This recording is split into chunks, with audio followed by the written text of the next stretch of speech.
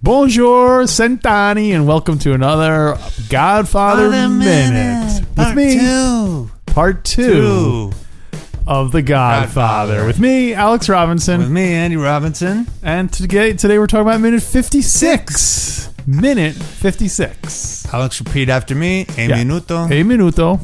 Numero. 56. 56. You got it. Good old 56. Yeah. 56-40 or fight. Well, in minute 56 of The Godfather Part 2, the titular Godfather and Mama kiss each other as they sit down to a dinner of pear soup. Later, Vito is walking the immigrant-infested streets. As Vito is walking the immigrant-infested streets, he is approached by a familiar voice, his neighbor, Clemenza. The two share a cup of coffee and talk about rugs.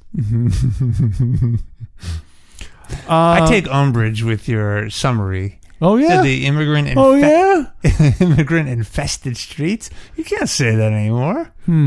I'll edit that out. Alex, you've been canceled. Oh, no. Really? That's it. I apologize to I apologize to anyone who all the immigrants infesting the streets. All nowadays. the immigrants who are taking our jobs, and I also own stock in AT&T. And no, I love immigrants, but I'm not anti-immigrant. We deserve an apology, Alex. All right, let's start the whole thing over again. All right, take two. You know who is a hardworking immigrant? Who is that extra who is walking right next to Robert De Niro? I was like, oh, who is that character? I assumed he was a character in the story. Then it turns out he's just a passerby. It's a weird photo bomb type of thing. Yeah, and he's just like right up front. Right, thought he was going to start saying something. Yeah, like he was with Vito. Yeah, and then he just kind of. But that was kind of cool almost because it made it seem like all these people were in the street together. It wasn't just highlighting him like a show or something. Yeah, totally. Yeah. I thought you were going to say the guy next to him because he was also the same guy that looked like who played Fanucci's nephew. And now you're being racist. No, remember there was a guy in the doorway last week. He said looked just like him. Mustache goes a long way towards. Well, before we get to that, did you want to talk about Mama and Vito anymore? You know, I just it's so charming to me that Mama loves that pair. It's so. I don't know, quaint or a simpler time, Alex. Do you think are they eating pear soup in this scene? I don't know, but it's probably more for dessert. Oh, really? Yeah, I don't even think there's such a thing as pear soup. Is there? There must be. You chop up a soup and chop up a pear, throw it in some broth. I don't know. I don't know if you do that with fruits. Pear juice. Heck, do you see pear? Can you buy pear juice? Yes. Oh, you can? You can. Yeah. Oh, yeah. for cocktails and stuff. I used to just get pear juice by Goya, the brand Goya. Really? Yeah, and just drink it sweet and straight. Good. Yeah. Jeez. By the way, sidebar. No, not sidebar. Tangent. Yeah. Tangent. A sidebar tangent. Okay. You said pear juice. Pear juice. I had a spirited discussion with some friends this past week about whether soy milk should be able to be called milk. Same thing with oat milk. Well, almond milk. Shouldn't it be juice or water? You weren't the only one. The dairy farmers took soy producers to court and said you can't call it milk because it's not milk. I heard that. Yeah, this was years ago when soy milk was like a first new thing. And well, the dairy farmers lost, right? Because they're still calling it soy milk. They can call it milk. So, so what was your question? You called it pear juice. Yeah. So why isn't it not pear milk? I don't think soy milk should be soy milk. Really? Yeah, because it's not milk. Milk is produced by a mammary gland, and it's not. But does that mean it's the only kind of milk? Well, yeah. Well, what else defines milk then? Then you could say orange juice is milk. You know what I mean? What's the difference? So you're squeezing a fruit and getting the drinking what comes out. All right, you convinced me. But should it be soy juice or soy liquid? Soy blood. Soy liquid doesn't sound right. Nah. It should be soy juice, I guess. Soy juice. Yeah. Or soy beverage. Soy flavored beverage substitute. Soy flavored liquid style, beverage style liquid. I think I even used that example, but I couldn't remember if it was beverage style. Anyway, sorry for but the pear juice. It shouldn't be pear milk. Pear milk. Yeah. No. Beverage style pear substitute. Okay. Substitute. My point is that I love it how Mama is just loves so that delighted pear. by the pear. Just the one simple piece of fruit. Before recording today, I had a handful of blueberries. Delicious. Delicious. These blueberries, they're delicious. They come right off the bush. See these blueberries. You should see these blueberries. Nobody's had blueberries like this before. We've got lots of blueberries. They're lining up behind us. So, do you have anything about the end of that little scenelet? No. They really need a rug to bring that room together. I think that's my main take. That was in the original dialogue, but they cut it out. Boy, we really need a rug to tie the room together. If only you think Clemenza was listening across the fire, the what was that called? The air shaft. Yeah. Yeah. Well, speaking of Clemenza, he sort of just shimmies up again. He just, speaking of photobombing, he just comes out of nowhere. How many people do you think he approached thinking they were Vito before? Now that's racist. He didn't have a mustache, so that's the only thing you remembered about it. Was that he? It didn't look like he was kind of waiting for him. And he just kind of shimmied up next to him. Yeah, like I feel like he was following him for like a block before. You think the first three people he approached weren't Vito? Because he's never seen him before. Because he threw it across the air shaft. Right. Yeah. He's never saw him in the dark. Yeah. It was just kind of dark. Yeah. He's actually already gotten rugs for 3 other guys. He didn't find out till later. No. We should have stopped after that first rug in Munich. So wait, later when they go to the house to get the rug, do you think that's the house of the guy? The last guy he gave the rug to? Vito's just the last in a chain of rug people. I'm surprised in this scene he doesn't go up to Vito and say, Vito, or hey, could you please confirm you're the person who lives across the air shaft for me? Maybe that's why he starts with these questions. And in this minute, he says, did you look inside? Oh, right. Yeah. And Vito doesn't say anything, really. Well, he says, why should I don't like get involved in things that don't concern me. Yeah, which still doesn't really confirm he's the guy. Because anyone can say that. Yeah, that's the safe thing to say. That's the standard thing you say to a stranger. Well, I guess if it wasn't him, he probably would have said, what package? I don't know what you're talking about. Yeah. So it's interesting that he doesn't do that. Yeah. That he, on some level, is tantalized by the guns because he didn't say immediately, like, listen, man, I don't want anything to do with guns. It's a dirty business. Yeah. Why do you think? Do you think he just didn't say it because they were guns and he didn't want to put himself in a situation where now Clemenza knows he saw the guns? So no, I think he, and especially the way he answered. Is indicating that he's interested in, like, the fact that he didn't say, oh, I didn't see anything or anything like that, but the fact that he specifically said, oh, I don't get involved in stuff that's not my business is a very like cagey way of saying, like, you can try, I'm not,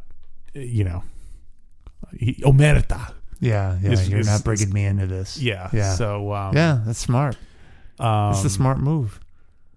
It's interesting that Clemenza is the criminal initially, but that Vito winds up basically taking over the whole operation, or I guess taking it over, because I imagine Clemenza had a small time operation going, people he worked with or whatever, and Vito just came in. I was wondering of other examples in pop culture of that, where someone who's the student then surpasses the student and surpasses the master and becomes the master of the thing. And the previous master sticks around supporting the new master. That's not common. Yeah. Well, you know what I thought of, and I was like, oh, whoa! It was like, that's basically what happens with Mikey. Because he steps over. Well, no, Mikey is like I'm not involved in this. He gets kind of trained how to do it, and then by the end of the movie, everyone's taking orders from the new guy, yeah. and it's weird that's kind of a, and it made me wonder. Suppose they were like, okay, we only want to do The Godfather as one movie. Mm-hmm. Like we reread the book, and we want to do a movie on that. Forget about the Hyman Roth stuff, Cuba, all that Fredo, and all that stuff. Let's just do the book. Could that same structure have worked of flashbacks? Because you'd basically be following the rise of Vito as Mikey was being pulled in. Would it still work, or are the stories are kind of similar? Where you have, would it have been too close and too similar in one movie? Basically, Fanucci is the Turk of the movie. It's like the guy who's getting his feet wet, not his beak, his feet, getting his feet wet in the criminal business. Has to do this thing where he takes out the guy who is causing trouble for the group. Yeah. So that's weird. I never like it occurred to me like that. I never saw it that way. Yeah. Never saw it. That's great. Yeah. That has to have been deliberate, right? I don't know. Well, it's in the book. Right. Although not all of it's in the book. Yeah, the Fanucci stuff is all in the book. So it is an interesting. Did intend those parallels. Yeah. So wow. So you could have framed this in the same way, where as the scene. Although I guess Godfather, those killings happen at different. Like Vito killing Fanucci is kind of the climax of his thing, whereas Mikey still has a long way to go after, like they say the climax of his is when he takes out the other families. Yeah, that's his kind of like, but so it wouldn't quite work because if you had them running parallel, Fanucci would die much earlier in the story than, or no, he would die much later in the story than the Turk does. Yeah. So, anyway. That's amazing. I think that's great. Yeah. But although I wonder, is that a formula in movies about power where someone up and coming has to kill someone to kind of take their position? Isn't that happening? Isn't that a common event in these types of dramas? I don't know. Specifically to take their position. I don't know. You think about it. Think about, yeah. Well, cool. Nice work. Very insightful. Yeah. So you're right. What is the wait a minute, how do we get to So yes, are there any other examples of a student becoming the like who you have to think of who gets stepped over and then sticks around. Yeah. That's the hard part. I mean, it kind of happens to Clemenza twice. Yeah, because he trains Vito and he trains Mikey in how to shoot, and both times he gets stepped over. I know. But he was the smart one. Yeah. Right? Well, no, Tessio was the smart one. Oh, that's true. Yeah. Although I guess he wasn't the smart one. He was the smart one up till that point. He was the smart one of Clemenza and Tessio, but Mikey was smarter. But you can argue that Clemenza was smarter than Tessio, because Tessio gets caught and gets killed, and Clemenza lives. Clemenza has a heart attack. Yeah.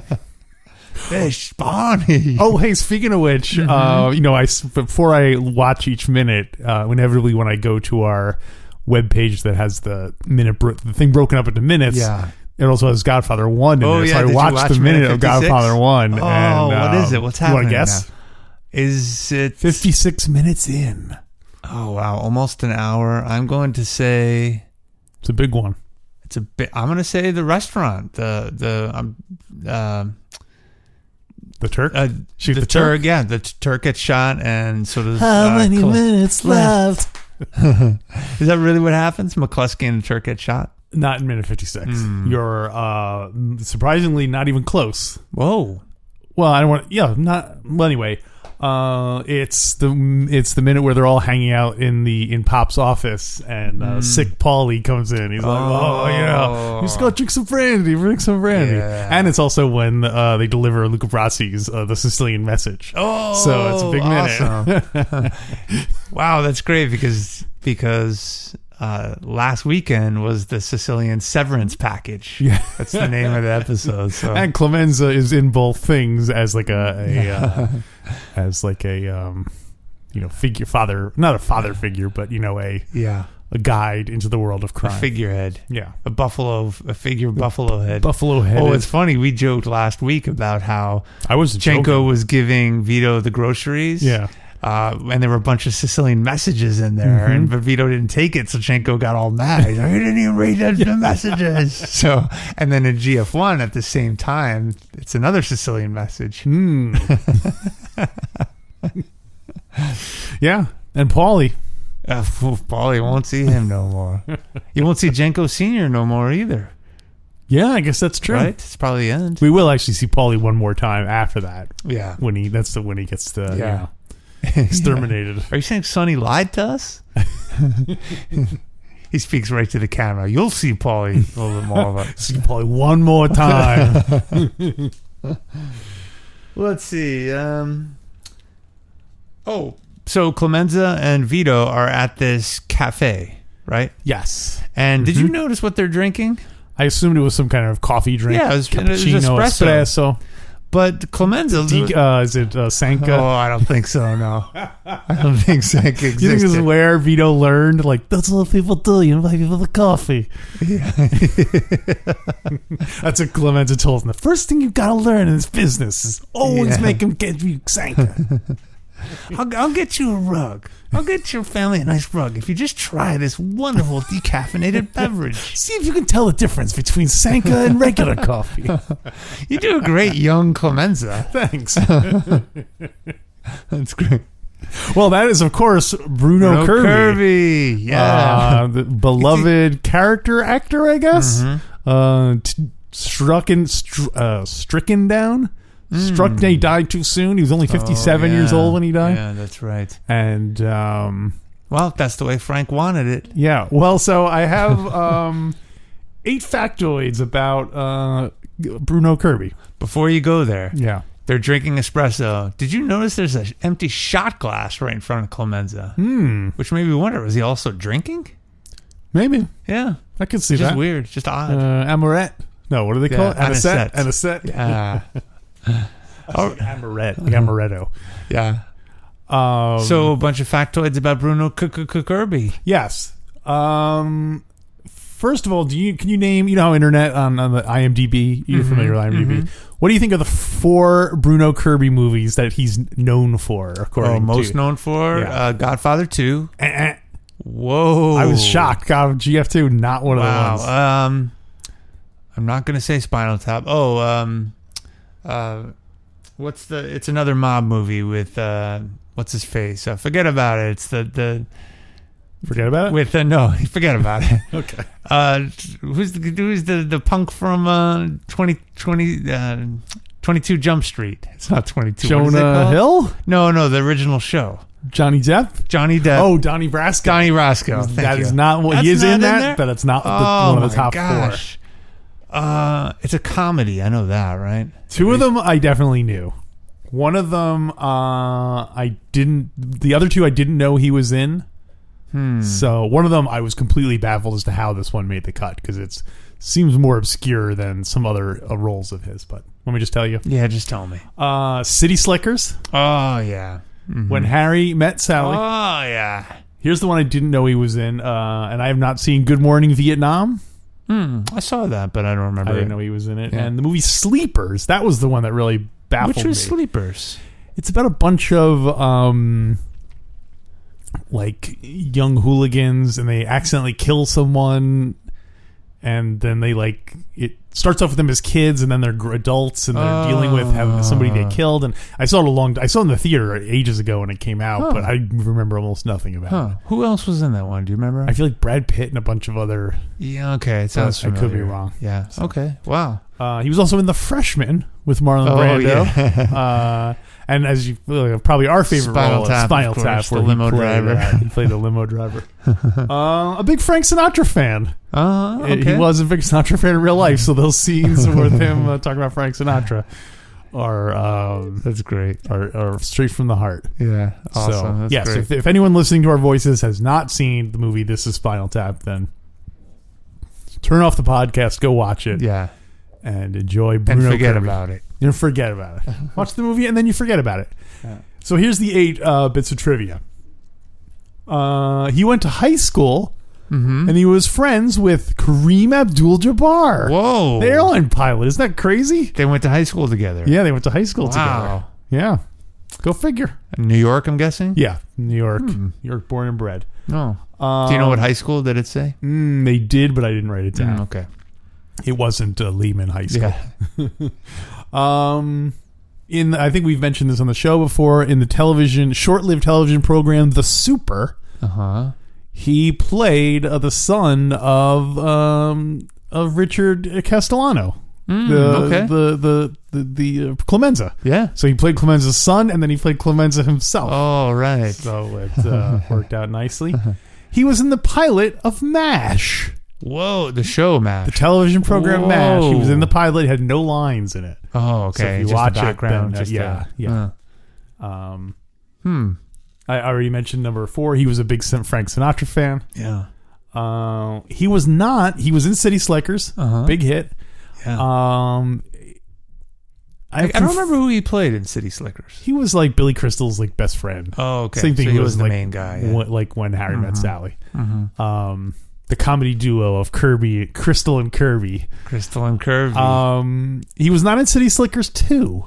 Okay. He was replaced by John Lovitz, and I have conflicting information as to why he was replaced by John Lovitz. What are the two stories? The two conflicting stories are that he wanted some things changed in the script, and they wouldn't do it. So it was weirdly, eerily like Clemenza. Art imitating life, or life imitating art. He insisted that Mrs. Clemenza write all his dialogue, and they're like, no, we can't do it. There should be 3 City Slickers, not just the 2 of yous. Yeah.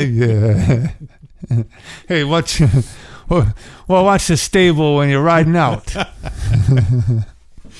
The other reason why it was suggested is that he had a very bad allergy to horses. Oh. And so he had to take like medication when he was on set and everything because he was riding horses all the time. They were literally City Slickers. So yeah. Oh my gosh. Have you ever ridden a horse?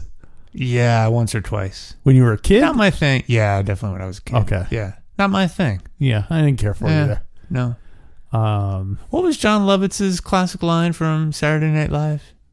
His recurring... Live from New York, it's Saturday night. What was his... what was his character? He had a recurring character. He had a few... it was the line one. Yeah, that's it. Yeah. Right? Yeah, in fact, he was the star of the show. That's it. Yeah. That's the ticket. Yeah, that's right. He was allergic to horses. Yeah. That's why I got the part. Yeah, that's right. He couldn't stop eating horses, even though he was allergic to them. And he also had the actor character that he would do. This kind of guy who was, but the liar character was definitely the biggest. Yeah. The biggest. You like liar. John Lovitz?